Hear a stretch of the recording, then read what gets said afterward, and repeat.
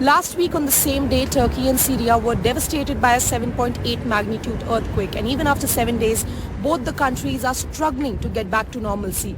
We visited the relief camps and it's overflowing with survivors, including pregnant women, infants, children and even old people. And the worst sufferers are women and children, because right now on the ground there is acute shortage of food, water, heating equipment and even warm clothes, because the temperature here in Turkey is extremely harsh.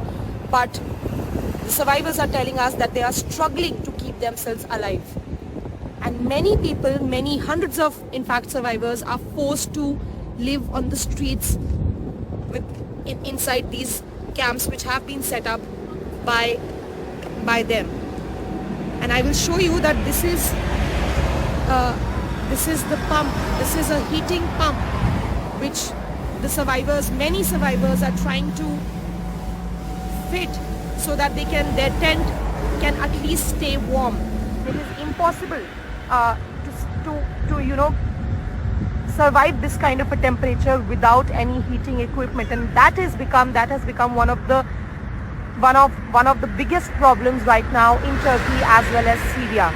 So there are many countries which have come up, they have extended their help and support, but even that aid is not suffice to counter a tragedy of this magnitude. And there are many such camps, as you can see.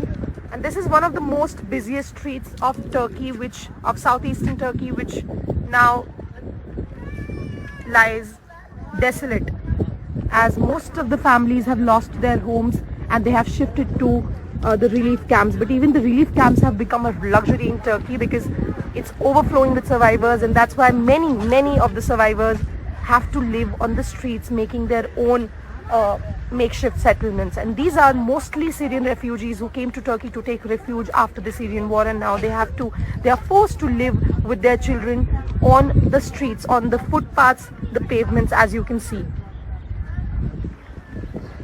So we request you to send as much help for Turkey and Syria and keep praying for both these countries, because even after 7 days of the disaster, there are no signs of both the countries getting back to normalcy. Hundreds of aftershocks are still being felt. Even there are many buildings which did not collapse after the first earthquake, but their base is extremely weak and they have started to develop cracks. And that has now become a challenge for the Turkish government to mark the buildings unsafe so that there are no more loss of lives. I'm Tanushree Pandey reporting for NDTV from Ground Zero in Turkey.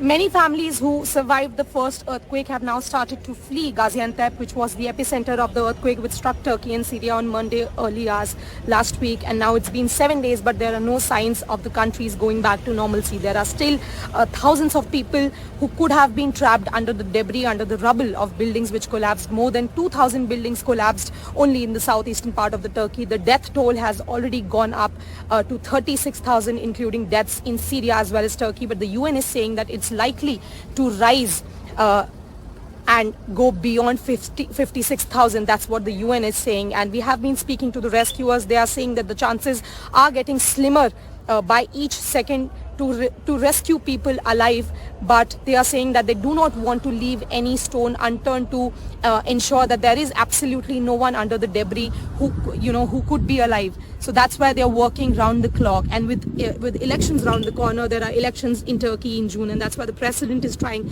his best to maintain his popularity. One of the reasons for the devastation was also the sturdiness of the building, and that's why many builders have also been arrested. But on the ground, the problems are increasing. We have been in the relief camps. The families are saying that they are struggling to keep themselves alive, as there is acute shortage of food, water, heating equipment in this kind of a harsh temperature, and even warm clothes to keep the children warm. So that's why the problems on the ground are increasing. Countries are extending help, but the help is not suffice to counter a damage, a destruction, a devastation of this magnitude. And on the ground, many shopkeepers have also started to shut their shops, and especially the shops which sell assault rifles, because they are saying that there is an apprehension that crime can also go up.